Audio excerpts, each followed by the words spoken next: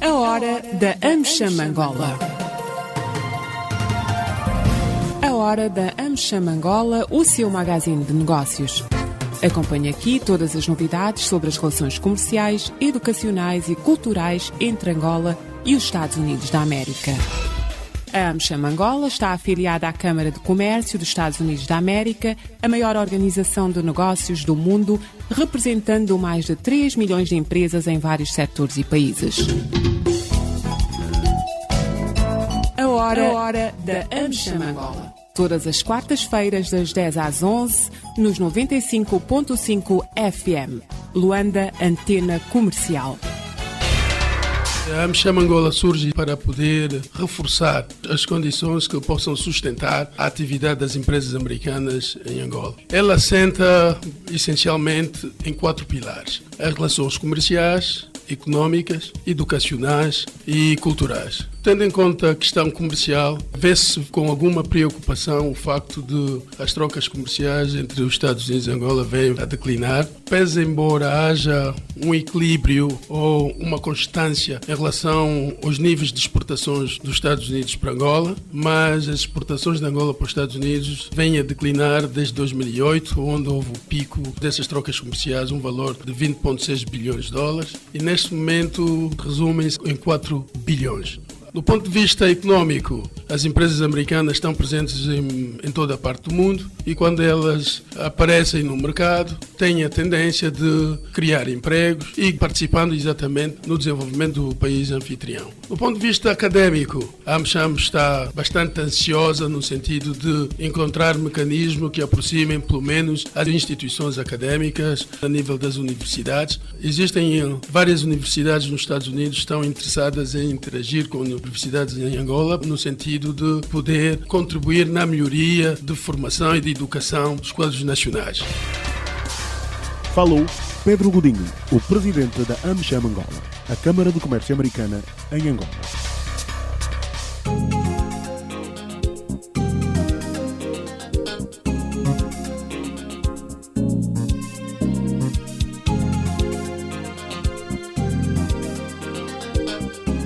Estimados ouvintes da LAC, votos de muito bom dia, sejam bem-vindos a mais uma edição do programa de rádio da Câmara de Comércio Americana em Angola.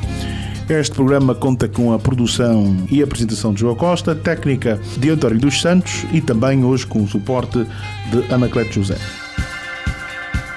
Estamos a acompanhar a hora da AmCham Angola. O programa de rádio sobre as oportunidades de negócios e as relações comerciais, educacionais e culturais entre Angola e os Estados Unidos da América. Todas as quartas-feiras, das 10 às 11 horas, aqui na LAC.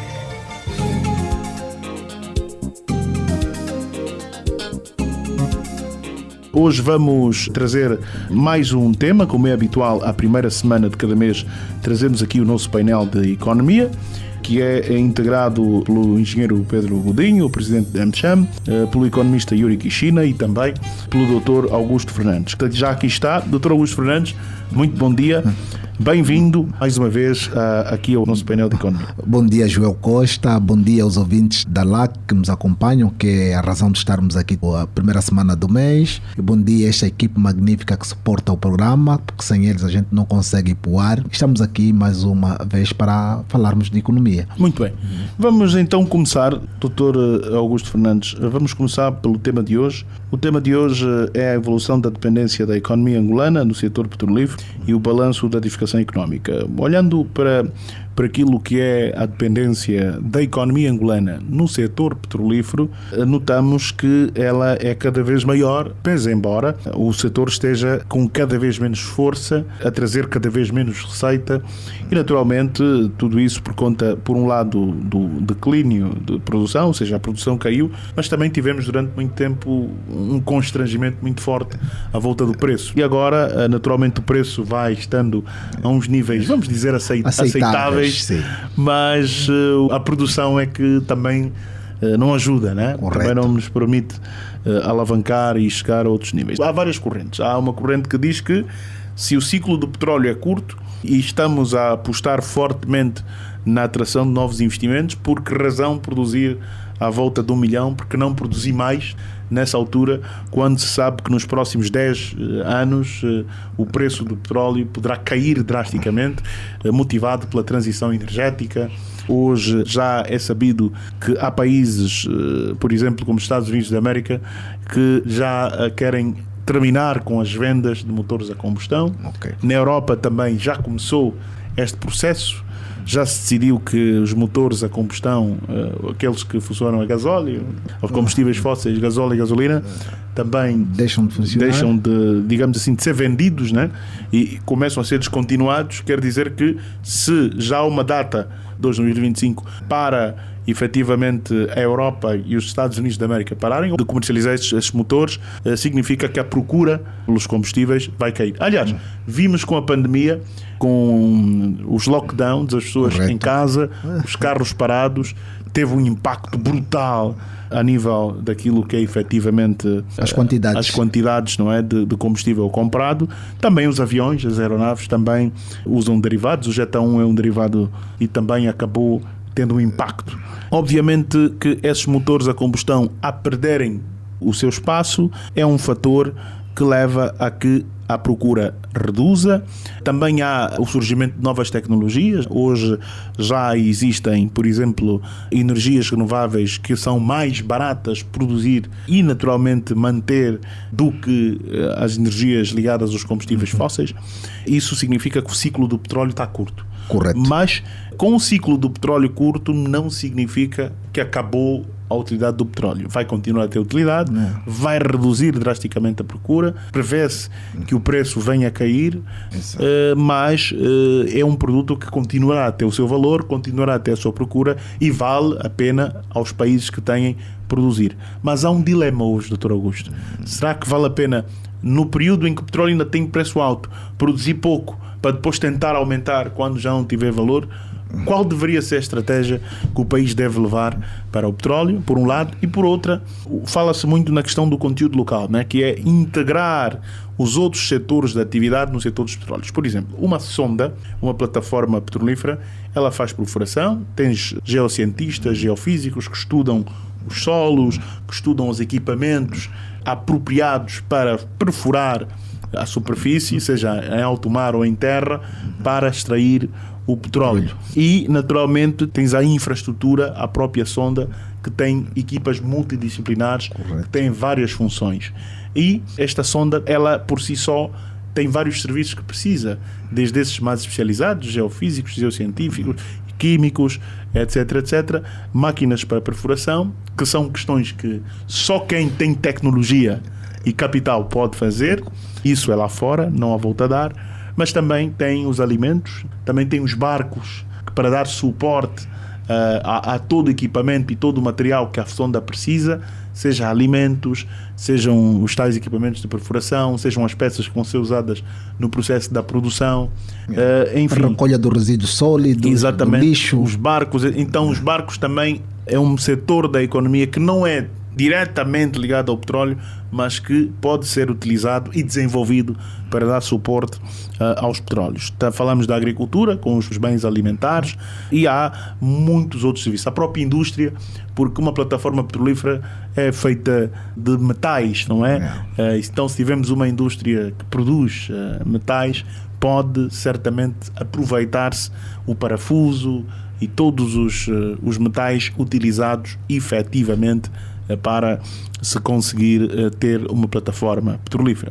Então, digamos que ela é transversal a várias indústrias, como aqui podemos ver, e há quem diga mesmo que o erro do país foi pensar petróleo diferente e desligá-lo do resto da economia, porque, como podemos falar aqui, há várias coisas que o setor petrolífero consome entre bens e serviços que não são necessariamente questões técnicas, não são necessariamente questões tecnológicas, e que vêm do setor, quer da indústria, quer da agricultura, quer da indústria marítima, né? E outras que podem muito bem servir de suporte. Correto. O que dizer, efetivamente, da forma como o país depende do petróleo, sem integrar o resto da economia no petróleo, e como fazer para que tal aconteça, Dr. Augusto? Exatamente. Aqui a grande questão é mesmo o ciclo curto, né? Porque o tempo é fundamental em todas as questões de investimento. Porque quando nós estamos a falar de investimento, o investidor racional está sempre preocupado com o retorno do capital. Ele quer saber quanto tempo eu levo para recuperar o meu investimento aí colocado. E sabemos que os investimentos no ramo de petróleo e gás são investimentos com um período de recuperação muito extenso, muito longo. Tanto é assim que as licitações dos campos petrolíferos, regra geral, são para mais de 20 anos. Ninguém aceita licitar um campo e ficar com um campo para 5 e 6 anos. Estamos a ver que o ciclo não vai além de 10 anos. Em 2032, como disse bem o Joel, começamos a ter declínio de procura. Quer dizer, por mais que eu queira investir, já não consigo vender as mesmas quantidades que eu vendia. E quando nós temos cortes na quantidade, começamos a ter problemas de atingir o ponto crítico das vendas, ou seja, aquele ponto em que a empresa faz vendas e faz lucro, porque abaixo desse ponto ela não consegue fazer lucro. É preciso encontrar esse volume de quantidade vendido que consegue produzir lucro. E o investidor, sobretudo do ramo de petróleo e gás, é muito racional. Eu não sei se nessa altura há tanta procura por investimento. Quer dizer, o capital que antigamente era destinado para investimentos no setor de petróleo, nessa altura devem estar à procura de outros mercados, de outros produtos para poderem fazer os seus investimentos. O governo de Angola devia, de facto, ter antecipado este período, esse ciclo curto do petróleo, não conseguiu fazer essa antecipação. Agora estamos na mão, temos declínio de produção, não temos investidores e vamos nós à procura de investidores. Eu sei que tivemos situações ainda não muito boas esse ano, em que lançamos algumas licitações que tivemos que fazer uma retaguarda na questão dos cadernos de encargos porque ninguém se candidatou. Quer dizer, tivemos que flexibilizar algumas situações para aparecer candidato. Mas acabou bem. Acabou bem, né? Exatamente. Acabou bem, 16 candidatos, 13 dos quais angolanos. É um bom sinal, né? Corretamente. Aí a nossa ANPG está de parabéns, conseguiu, de facto, em terra, cumprir o objetivo de a extração do petróleo em terra ser feito por empresas nacionais. Correto. Porque temos 13 candidatos e muitos deles concorrem mesmo para ser operadores. O que é uma boa notícia, mas não deixa de ser verdade o que diz que foi necessário recuar estrategicamente para atrair um volume de candidaturas maiores, porque exatamente. Se estivéssemos naquele tempo em que havia muita procura por investimento de petróleo, provavelmente até nem seria necessário fazer esse recuo. Isso mostra que a procura já não é tão grande ou que as estratégias devem ser diferentes. As estratégias devem ser diferentes. Então, devemos começar já a melhorar as estratégias porque, de facto, para continuar a não queremos ficar com muito petróleo debaixo da terra. Já há mais do que sobra de dúvidas que vai sobrar muito petróleo debaixo da terra depois de 2032. Então, também a gente depois não vai saber o que é que vamos fazer com esse petróleo, porque ou utilizamos o máximo que pudermos agora, ou depois começamos a ter problemas de como é que vamos fazer, como é que vamos explorar, como disse bem o Joel. Se a procura vai cair drasticamente, implica dizer que os investimentos vão cair, o preço vai cair, será praticamente um mercado residual igual ao mercado de carvão hoje. Exatamente. Não é? Mas é verdade, Dr. Augusto Fernandes, aqui uma nota que deu fundamental é que ainda há uma cada vez maior contestação sobre os petróleo. Ainda em Londres recentemente vai subindo, né, o número de manifestações anti-petróleo. Estamos a viver um momento anti-petróleo por questões ambientais e etc, etc. E já tivemos várias empresas a mudar. Por exemplo, a Total mudou para Total Energia, já não é só Total Exploração e Produção, agora é Total Energia, porque transformou-se numa empresa de energia. Claro, mostra o alinhamento aos acordos de Paris, né, que até 2050, que é a meta do nível de poluição cair drasticamente. O protocolo de Kyoto. Exatamente, mas prevê-se efetivamente que, fruto do desenvolvimento das energias, de outros tipos de energia menos poluentes que o petróleo e gás, que os fósseis, as empresas dos petróleos é que estão a dinamizar o investimento na energia. Entretanto, a BP teve essa reunião dos acionistas e, como o doutor reparou, grande parte dos acionistas rejeitou a resolução que visava transformar a empresa numa empresa de energia já em 2020. A empresa disse que não, ainda é muito cedo. E, obviamente que, tal como a BP, houveram outras empresas que também tentaram esse processo, mas o facto é que há cada vez mais investimento das empresas, pelo menos com uma matriz europeia, e uma maior inserção a nível das energias renováveis. Aliás, aqui em Angola, as empresas que já deram sinal, já pescaram olho ao governo de que querem investir nas renováveis, são exatamente europeias. Total, Eni e, claro, o seu parceiro nacional, a Sonangol, correto, que foi efetivamente a Belém. Então, as empresas europeias deixam claro qual é a sua visão e como é que elas olham para o futuro. Mas, como dizia o doutor, nesta altura, se reparar, já existe de algum modo ainda algum apetite. E há uma dúvida, como dizia bem o doutor. Estamos ainda num momento de suspense para perceber como é que as petrolíferas vão reagir a este movimento anti-petróleo. O certo é que os investimentos se mantêm, o petróleo, como dissemos, vai continuar a ter procura, ainda vamos continuar a ter entidades que queiram investir no setor dos petróleos, isso é inegável. Agora, é como disse a questão de $1 milhão que o doutor levantou. Qual vai ser a nossa estratégia para acelerar os investimentos, para aumentar a produção e aumentar a receita, mas ao mesmo tempo evitar ficar com bastante petróleo no fundo da terra e pouco dinheiro cá em cima. Exatamente. Porque no final do dia é transformar recursos naturais em dinheiro necessário para alavancar os outros setores da economia, fundamentalmente a agricultura e a indústria não petrolífera, né? Porque nós sabemos que é preciso ter um bom ambiente de negócio para se poder ter investimentos no setor não petrolífero. E nós temos uma carência muito grande, conforme o Joel disse muito bem, que os programas de diversificação da economia, quase todos eles falharam. E é preciso ver o porquê que falhou, porquê que não deu certo, porquê que não houve investimento nesses setores. E um dos grandes problemas é o ambiente de negócio. O Banco Mundial fala disso constantemente, o FMI fala disso constantemente. Temos problemas estruturais na economia que precisam ser, de facto, resolvidos. E aí, de facto, vem mais uma vez a questão do mapa de investimento, porque se nós levarmos para o mapa de investimento privado as infraestruturas públicas, fica de facto complicado o privado conseguir recuperar o seu investimento. Este é um calcanhar de Aquiles que leva com que muitos investidores no setor não petrolífero não façam o seu investimento. Porque ele, quando senta, dá conta que não vai conseguir recuperar o seu investimento. Os aventureiros vão, recebem dinheiro, tentam fazer investimento, mas não conseguem pagar o empréstimo. Porque têm problemas, de facto, ligados àquilo que é a estruturação do investimento público, porque o Joel vê, se nós tivermos que fazer um investimento e eu ter que tirar a água do rio, que fica a 5 km, eu tenho que comprar tubos, tenho que comprar eletrobomba, tenho que fazer uma central de captação de água para levar a água até a minha fazenda. E isto fica muito caro. Já não consigo recuperar esse investimento. Se o Joelho olhar, por exemplo, eu tenho a fazenda e a energia, o ponto de energia mais próximo fica a 50 km.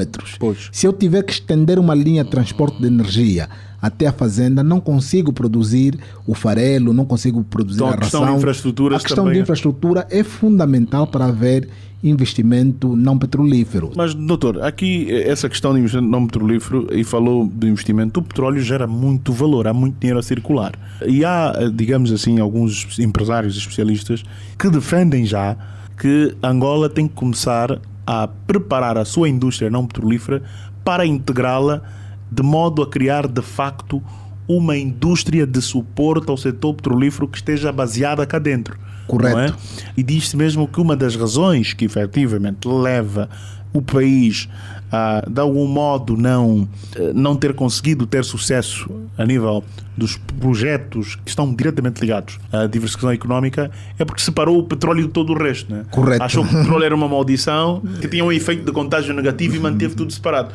Quando, na verdade, devia integrar tudo o resto nos petróleos, ou seja, garantir que os outros setores pudessem prestar serviços e reter parte do dinheiro que o petróleo gera e assim financiar por via do petróleo os outros setores. O que pensa desta afirmação? Acha que num tempo do ciclo que se diz curto, mas que ainda é viável, são 10, 20 anos ainda, o que é que ainda é possível integrar? Ainda é possível fazer essa integração, quer dizer, e pegar o pouco que sobrou, porque de facto já não sobra muito. Tivemos e dizer aqui que há muita coisa que tem que ser feita a correr para a gente conseguir aproveitar o máximo possível das receitas petrolíferas.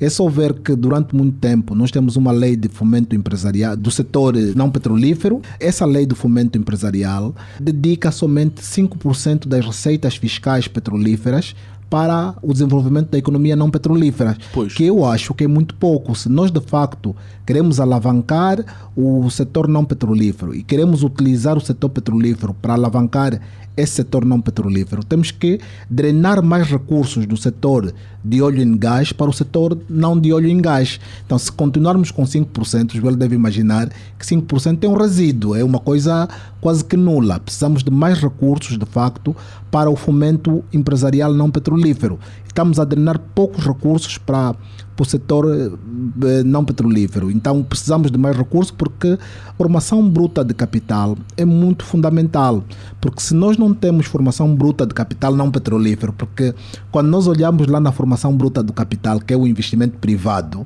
nós não vamos fazer a divisão do não petrolífero e o petrolífero.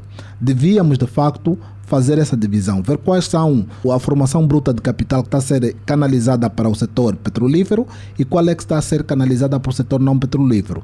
E já vamos dar conta que há pouco recurso a ser canalizado para o setor não petrolífero. Se queremos de facto alavancar esse setor e chegamos à conclusão que o setor privado estrangeiro não tem apetite por esse setor, nós, enquanto nacionais, temos que encontrar solução de formar angolanos para se ocuparem desse setor, porque não vamos ficar de braços cruzados à espera que as grandes multinacionais, a Nestlé venha instalar uma fábrica em Angola, que uma outra multinacional do setor não petrolífero venha instalar uma fábrica em Angola. Não querem vir. Se não querem vir, nós não podemos as obrigar a vir. Criamos todas as condições, mesmo assim não vieram. Criamos lei de investimento privado com impostos quase que zerados, porque houve um período que, e até agora, né, temos os incentivos fiscais de regiões em Angola. E há regiões que tiveram isenção de imposto industrial durante 10 anos, outras até 20 anos. Ainda assim não conseguimos atrair investimento para esses setores. Quer dizer, então precisamos de facto ver, se não vem o investimento estrangeiro direito, precisamos de potencializar angolanos, formá-los e dá-los capital para poderem integrar esse setor. Mas temos que dizer que para ver de facto angolanos a investir nesse setor, precisamos de máquinas e equipamentos. Nós não temos e nós não conseguimos produzir, não temos indústria de indústria. Costumo a fazer aqui a redundância, porque é preciso fábrica que fabricam outras fábricas. E nós não temos essas fábricas. Precisamos de importar esses equipamentos. E sem recursos à divisa não se consegue fazer a importação desse equipamento. É aqui onde o governo é chamado, onde quem de facto dirige o Estado é chamado para olhar, sentar e ver quais são de facto as maquinarias que nós precisamos e subvencionar a importação dessas máquinas. Porque se nós conseguimos gastar 2 mil milhões de dólares ano com a subvenção do petróleo, com a subvenção dos derivados do petróleo, que é a gasolina, o gasóleo e por aí em diante, podíamos também dedicar uma subvenção de 1.000 milhões, 2 mil milhões ou mesmo até 5 mil milhões para a importação de máquinas e equipamentos necessárias para o setor não petrolífero. Porque se não tivermos isso cá disponível no nosso território, nem que o governo crie uma central logística de importação dessas máquinas e depois vende ao setor privado com subvenção,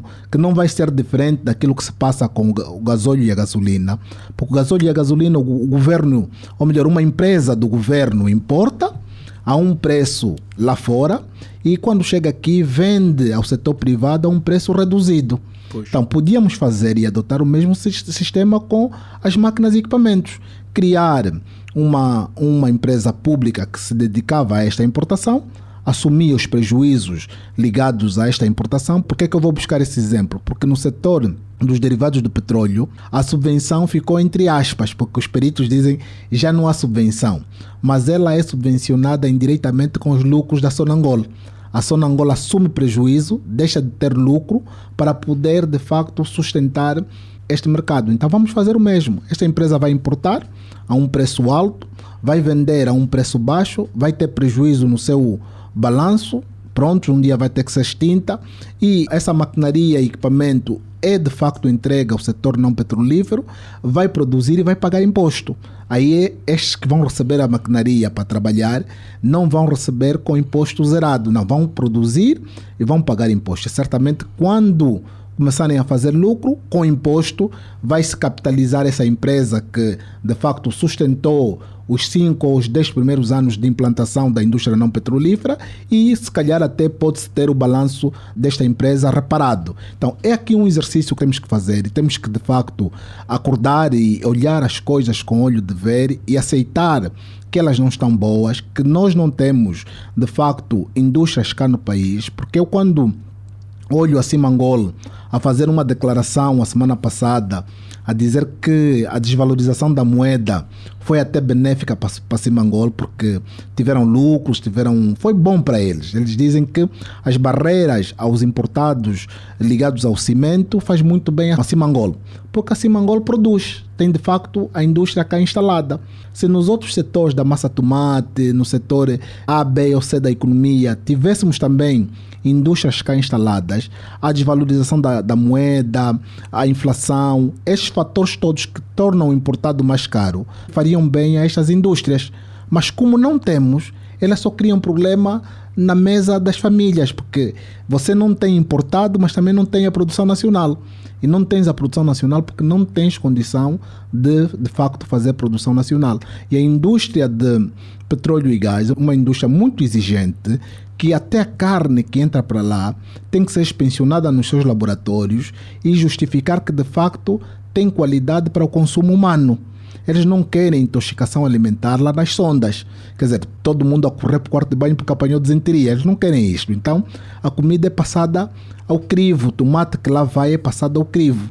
Se nós não tivermos uma qualidade de produção aceitável, eles não vão comprar a nossa produção.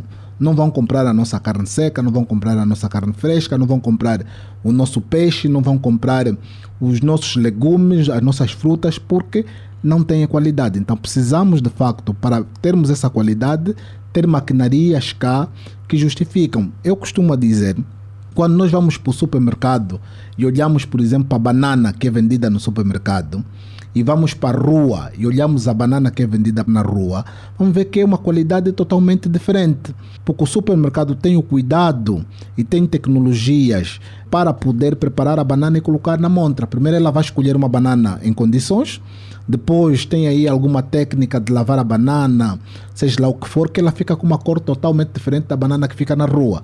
Às vezes é a mesma banana. É a mesma banana. Então, é isto que nós temos que começar a aprender, trazer essas maquinarias para cá, para levarmos para a indústria de petróleo estes serviços que nós cá podemos fazer, mas com qualidade. Porque estamos a falar de indivíduo que está a vir da Escócia, que está a vir dos Estados Unidos, porque aí tem todas as nacionalidades.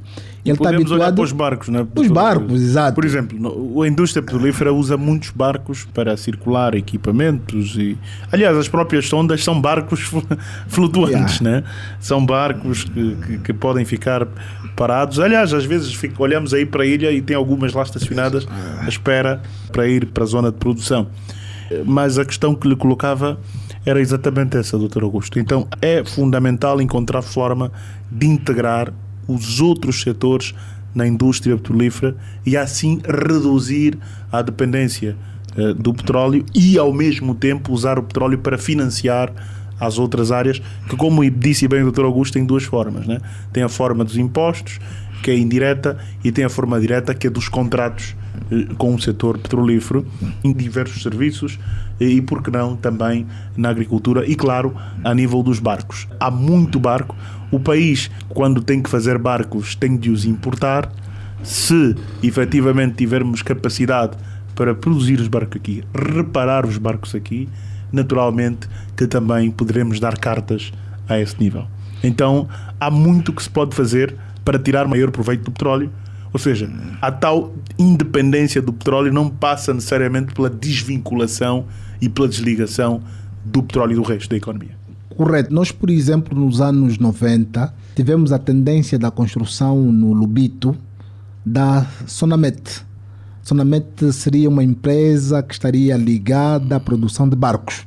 Pois acabou só na reparação. Quer dizer, acabou na reparação. É preciso ir visitar os estatutos da Sonamet, ir visitar os projetos da Sonamet. É preciso ver o que é que se pretendia de facto com a Sonamet e tentar dar uma nova visão, uma nova cara à Sonamet. Ela vai ser privatizada, segundo está no próprio. Exatamente. Então o Estado tem que pegar em quem vai comprar e assegurar que ele siga aquele caminho. Corretamente, quer dizer, então alguma coisa a gente tem, vê que quando falamos do setor não petrolífero, do fomento empresarial, vemos que a lei existe, está lá, só que dá poucos recursos. Agora estamos a falar da construção de barcos, estamos a ver que existe uma empresa pública que foi constituída para este fim, está aí, está no Lubito. Quer dizer, precisamos de ir lá visitar e ver como é que podemos potencializar essa empresa, de tal forma que ela consiga... E temos o estaleiro da Painal no Kwanza Sul. Temos o estaleiro da Painal no Kwanza Sul também, que pode muito bem servir para isso. Quer dizer, temos alguma coisa que, bem aproveitada, são projetos que, por falta de ética do próprio angolano, por falta de patriotismo do angolano, não foram para frente, porque nós, durante muito tempo, tivemos cá um espírito de importar para ter ganhos pessoais, não é? Há muita gente que já escreveu sobre isso, que já falou sobre isso, a máfia das importações. Quer dizer, então é preciso de facto desmistificar esta máfia das importações, porque ela não deixa de facto crescer uma classe empresarial forte em Angola. Há muita coisa que já devia estar a ser produzida em Angola, que ainda não é produzida porque temos apetite em importar, porque às vezes fica sem entender por que o projeto da refinaria do Lubito não foi para frente, por que até hoje a gente continua a importar derivados do petróleo, gasolina, gasóleo, que seriam muito simples de serem produzidos cá. Quer dizer, há muita coisa que não conseguimos perceber, mas quando vamos ao fundo da questão, chegamos à conclusão que é um bocadinho de falta de patriotismo, um bocadinho de falta de ética, sobretudo, quando nós temos ética no exercício da função pública, no detrimento daquilo que é a nossa vontade pessoal, nós priorizamos aquilo que é a vontade coletiva. Nós tivemos muito tempo que as pessoas olhavam para aquilo que é a sua vontade pessoal, os seus egos, em detrimento daquilo que é a vontade coletiva. É isto que nós temos que mudar. Só vamos conseguir se nós irmos visitar estes projetos, mas as pessoas que têm que ir visitar este projeto têm que ser pessoas éticas, têm que ser pessoas patrióticas que estejam com vontade de revolucionar Angola, porque senão vão engavetar novamente estes projetos, nada vai ser feito e vamos continuar nós a importar, porque estes contratos de importação geram algumas centenas de milhões de dólares para os bolsos de quem os decide. Então, precisamos de facto inverter isso, porque é um povo, é uma nação que fica dependente de produtos importados, e quando temos esses picos no setor petrolífero, que de facto é que gera divisas para sustentar a importação, acabamos por ter problemas de grande dimensão naquilo que é a mesa das famílias, porque começa a faltar tudo. Quando estávamos com petróleo no bem bom, quando estávamos com as quantidades produzidas de petróleo no bem bom, não tínhamos mais pessoas a comer no contentor de lixo. Quer dizer, só foi um deslize desse setor, começamos a ter problemas de divisas para fazer importação e hoje temos os problemas todos que temos porque não conseguimos. Ou seja, usou-se mal o petróleo, usava-se as divisas para importar, em vez de ser para financiar o resto da economia. E o Joel vê, por exemplo, aquilo das divisas que fica para nós, que é para a gente poder garantir a nossa importação, no final do dia é o nosso lucro. Não é? Usamos o lucro para gastar e não para investir. Exatamente. Mas se nós fizermos o que o Joel propôs no princípio, que é também alguns serviços serem prestados por angolanos, é uma forma de termos mais divisa, porque não vem só para Angola aquela parte que é o lucro para o angolano, que é os contratos de partilha e produção, os impostos e algum salário pago para o pessoal que cá trabalha, não é? Teríamos também a vir algum dinheiro da prestação de serviço.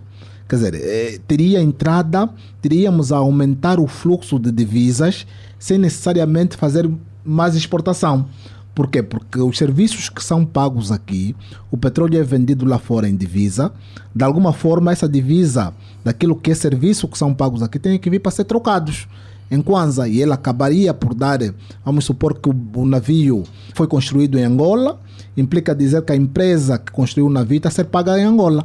Aquela parte que é da amortização do investimento está a acabar por vir para Angola. Às vezes por ano é capaz de ser 10%, se o período de recuperação for 10 anos, todos os anos 10% acaba por vir para aqui. Então teríamos mais entrada de divisa. Então temos essas engenharias todas financeiras que podem ser feitas para ver se a gente consegue ter mais receitas, para canalizar essas receitas na importação de máquinas e equipamento. Não Muito podemos cometer o mesmo erro de importar mais arroz. Exatamente. A hora da AmCham Angola, o seu magazine de negócios. Agora é o momento de intervalo. Angola é uma das grandes potências em África, sendo um dos 3 parceiros estratégicos que temos no continente, a par da África do Sul e da Nigéria. A grande importância desta parceria é podermos ter uma série de diálogos de trabalho ao mais alto nível, o que significa que os problemas são resolvidos mais rapidamente. Temos um diálogo bastante dinâmico na área econômica. A presença de companhias americanas cá em Angola é muito forte e tem um peso importante na economia deste país. O nosso debate com o governo de Angola passa também pelas áreas da política, segurança regional, direitos humanos, tráfico de pessoas e, sobretudo, pelas áreas da saúde e da energia. Para nós, esta parceria representa o forte compromisso dos Estados Unidos para com Angola, que é um país cada vez mais influente em África e no mundo. Continuamos a trilhar caminhos certos e seguros rumo a uma cooperação mais robusta em benefício mútuo dos povos angolanos e americanos. Falou Nina Fai, a embaixadora dos Estados Unidos da América em Angola. Angola é o terceiro principal parceiro dos Estados Unidos da África subsaariana. Para esse efeito, estão no país empresas de todos os setores de atividades. Uma delas é membro da AmCham, a Chevron, que opera em Angola com o nome Cabinda Gulf Oil Company. Vamos ouvir o testemunho da Chevron e aquilo que é a expectativa da Chevron na AmCham Angola. The establishment of the AmCham in Angola creates a unique opportunity to strengthen U.S.-Angola commercial and economic relations. O estabelecimento da AmCham em Angola cria uma oportunidade única para fortalecer as relações comerciais e económicas entre as duas nações. Acreditamos que as oportunidades de benefício económico e financeiro mútuo continuam por ser exploradas. The Chamber has the potential to be a critical tool in the Angolan government's efforts to diversify the economy. Esta Câmara tem o potencial para ser uma ferramenta crítica nos esforços do governo angolano para diversificar a economia. We are confident that the values, goals and objectives of the Chamber complement those of Chevron and will result in a deepening of commercial and diplomatic relations between our two countries. Estamos confiantes de que os valores, metas e objetivos da AmCham complementam os da Chevron e resultarão no estreitamento das relações comerciais e diplomáticas entre os nossos dois países. Juntos, podemos fazer a diferença e contribuir para aproximar Angola e os Estados Unidos da diplomacia económica. Falou Judy Moses, diretora-geral para o desenvolvimento de ativos da Chevron Cabral. Voltamos. Continua a acompanhar a hora da AmCham Angola, o magazine dos negócios entre Angola e os Estados Unidos da América. Uma oferta da AmCham Angola, uma afiliada da maior organização de negócios do mundo, a Câmara do Comércio dos Estados Unidos da América.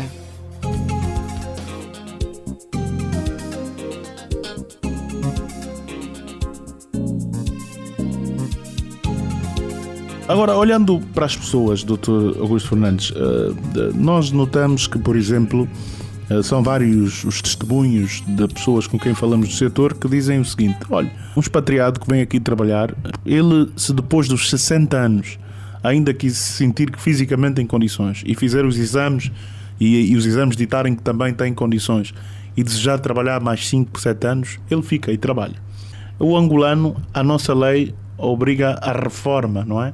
Pelo menos no setor petrolífero, segundo as pessoas com quem temos a falar, dizem isso. Então dizem que essas pessoas acumularam 40 anos, 30 anos do setor dos petróleos e hoje, efetivamente, depois têm que ir para a reforma e não são aproveitadas nem para conselheiros, nem para docentes universitários, nem para qualquer outra forma de aproveitamento do conhecimento que colheram e absorveram durante muito tempo.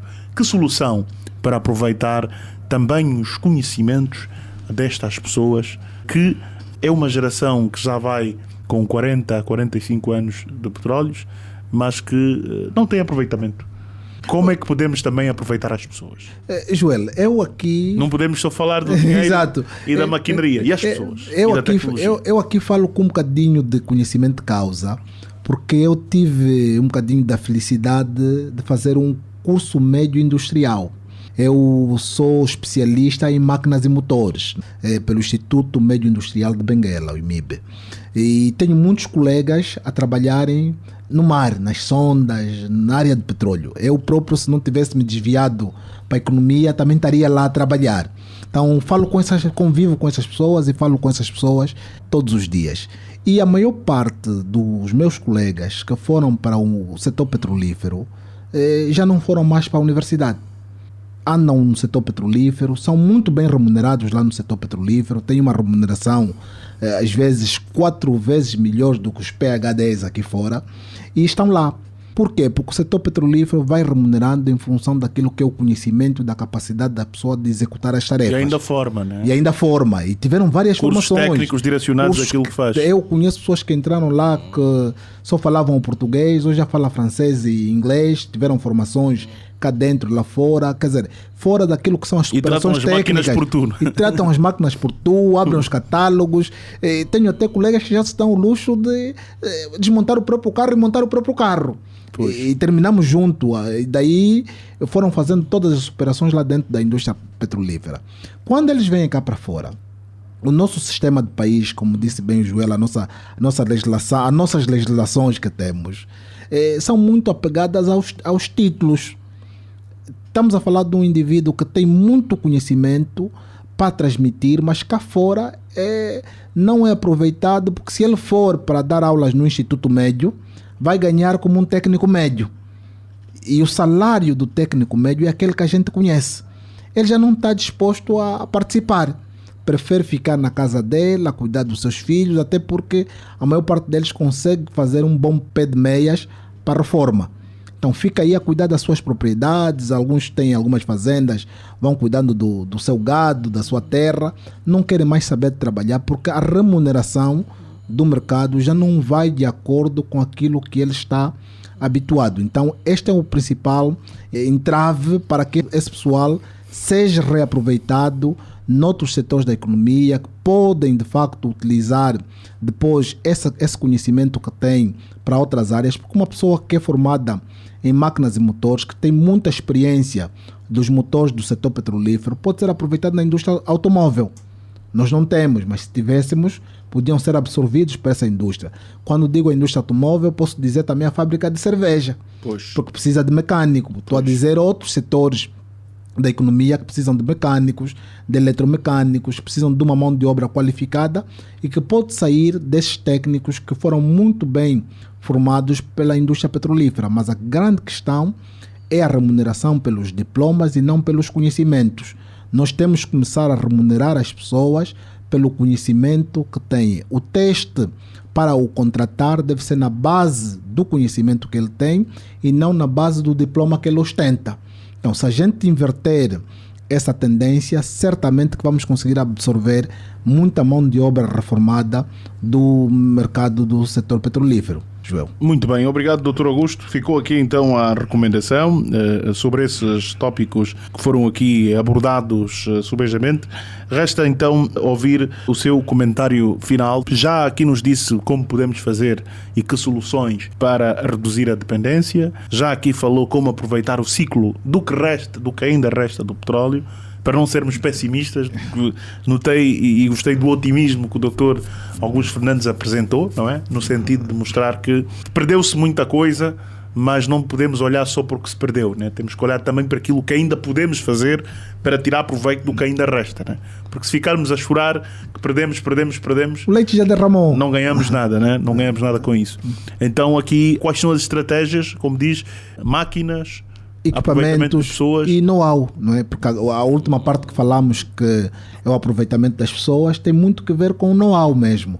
Porque se nós tivermos máquinas, equipamento, e vês que a maior parte do pessoal que sai do mercado petrolífero, a mão de obra angolana, trabalha muito com máquinas e equipamentos.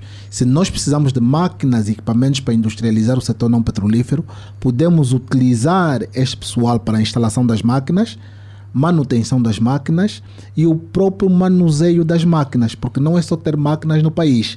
Eu já vi angolanos que importaram máquinas da China e as máquinas andam aí no contentor até hoje porque não conseguem montar. Os catálogos estão aí, estão todos eles em chinês e ninguém monta as máquinas porque não tem técnico. Se nós tivermos esses técnicos especialistas que consigam traduzir os catálogos para português, vai facilitar a maior parte de angolanos para a utilização daquelas máquinas. Quer dizer, e se estivermos a falar de pessoas que estão habituadas a lidar com máquinas, a fazerem a tradução, porque estamos a falar de pessoas que conhecem máquinas, conhecem inglês, conhecem francês e alguns até conhecem chinês.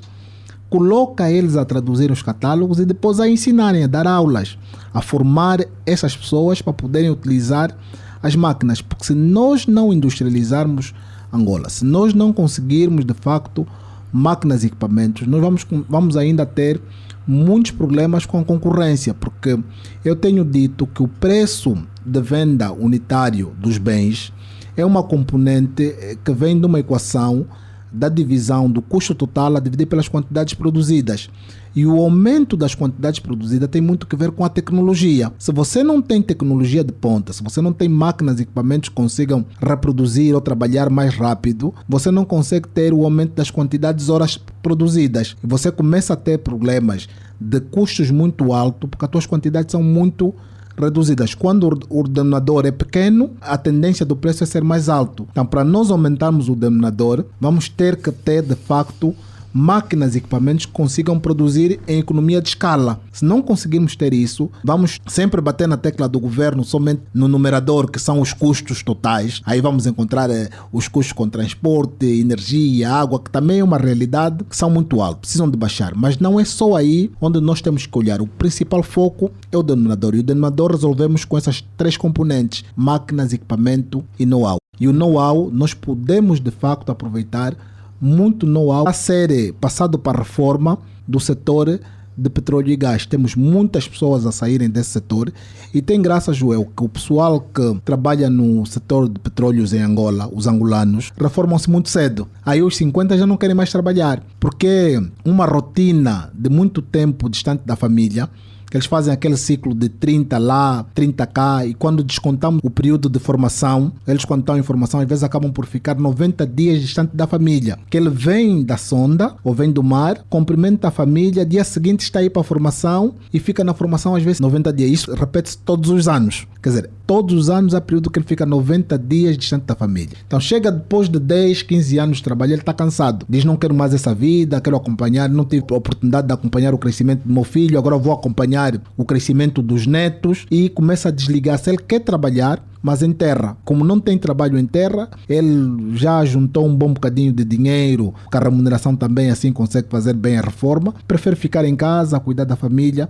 Mas se nós tivermos um plano Marshall em Angola, um plano estratégico para a utilização dessa mão de obra, remunerá-los em função do conhecimento que têm, certeza absoluta que vamos utilizar muito bem essa mão de obra para o alavancamento do setor não petrolífero. Muito bem, eu agradeço desde já aqui as notas do Dr. Augusto Fernandes, continuação da excelente quarta-feira, e naturalmente fica aqui o compromisso de, na primeira semana do mês de outubro, regressarmos com mais um painel de economia e já ladeado dos seus colegas habituais. Exatamente. Muito obrigado, Joel Costa. É sempre um prazer estar aqui e contribuir para o crescimento desse país que tanto amamos, né? Porque no final do dia não queremos que a nossa casa somente fique boa, queremos que a nossa casa fique boa, que a casa dos vizinhos fique boa, que as estradas estejam boas. Quer dizer, quando estivermos de férias, não tenhamos aquele apetite de passar as férias na Europa, porque às vezes aqui no Lubango, em Benguela ou mesmo aqui no Kwanza Sul, você podia passar umas férias magníficas, mas isso só será possível se haver, de facto, crescimento econômico e depois traduzir o crescimento econômico em desenvolvimento econômico. Não vamos continuar sempre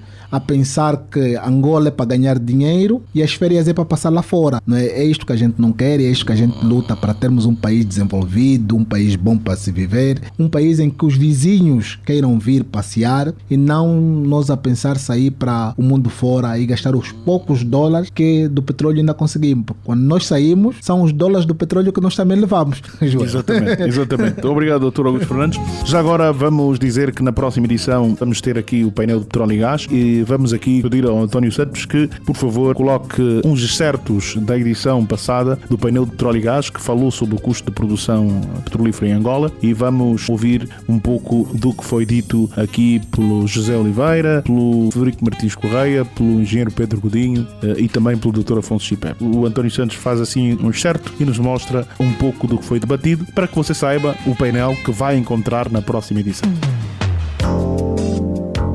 Coisas que nós não fizemos, por exemplo, e que baixavam um pouco os custos da operação, é, por exemplo, a questão da manutenção dos navios, dos chamados supply boats, os navios de apoio à produção. Angola chegou a ter 80 navios de apoio à produção e quando eles tinham de fazer reparações, tinham de ir à África do Sul. Várias vezes se tentou, dentro da Sonangola, houve algumas ideias de se montar no Lubito, que tinha condições, um estaleiro para reparação de navios. Inclusive tivemos ofertas coreanas para apoio nisso, mas os processos não andaram por más decisões estratégicas. Entretanto, fomos construir ali em Portambuim uma grande estrutura porque íamos beneficiar muito em colocação de equipamentos nos FPSOs e não sei o quê, que se fizermos um dia as contas a sério, se calhar encarecemos foi os custos dos FPSOs que por lá passaram para montar equipamentos. E está um investimento que está adormecido já há imenso tempo. Ora, a reparação de navios de apoio à produção ia estar sempre a trabalhar com mais ou menos navios, ia dar emprego a muita gente e era uma maneira de desenvolver o conteúdo nacional acessível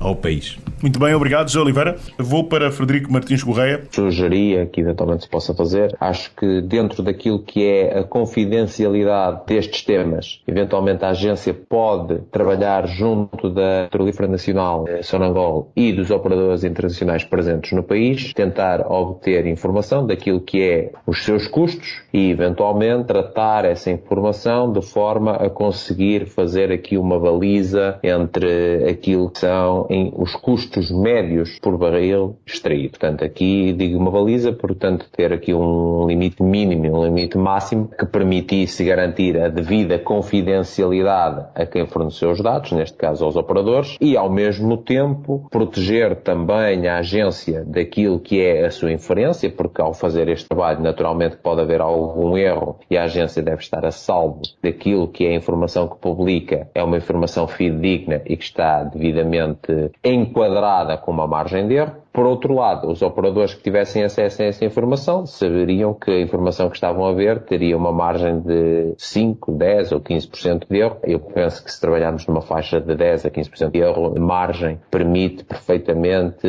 garantir a confidencialidade por parte dos operadores que fornecem a informação e ao mesmo tempo já garantir algum rigor e conforto naquilo que a agência trabalha e ao mesmo tempo naquilo que os investidores leem como valor base. Muito obrigado, Frederico Martins Correia. Vamos passar para o Dr. Afonso Chipep. Dr. Chipep. Nós achamos como sendo importante, que eu acho que é a estratégia de exploração e produção petrolífera, que é o aumento da nossa capacidade de produção, por um lado, e por outro lado, continuo a situar-me naquilo que eu acho que vai capitalizar o empresariado nacional, capitalizar as empresas nacionais, que é potenciar as empresas através de um grande instrumento que nós temos hoje nas mãos, custa sair na prática, que é o conteúdo local. Portanto, eu acho, e volto a repetir, Joel, que o instrumento mais importante que nós temos hoje para dar um passo adiante no que diz respeito ao desenvolvimento, à criação de novos postos de trabalho, à criação de emprego para a juventude,